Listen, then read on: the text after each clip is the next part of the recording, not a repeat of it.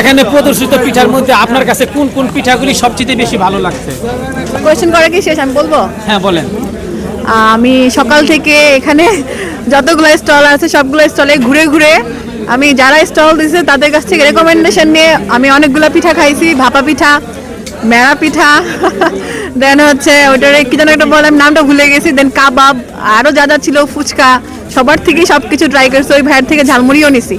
And সবগুলো আইটেমই অনেক মজা লাগছে। অ্যান্ড আমার মনে হচ্ছে না যে আমি কোরিয়াতে আছি। এটা হচ্ছে সবচেয়ে বড় কথা। তারপরে স্পেশালি আপনার কাছে কোন অঞ্চলের পিঠাটা সবচেয়ে বেশি ভালো লেগেছে?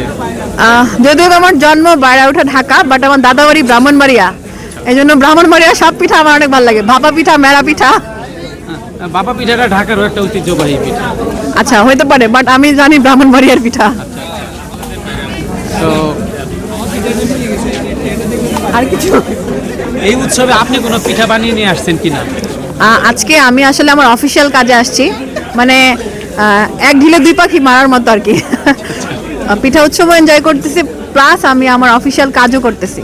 তো আমরা হানপাস রেমিটেন্স বাংলাদেশ থেকে আমরা এখানে স্পন্সরও, ওইটা তো বলাই হয় নাই। হানপাস আজকে এই পিঠা উৎসবের একটা হোল স্পন্সর।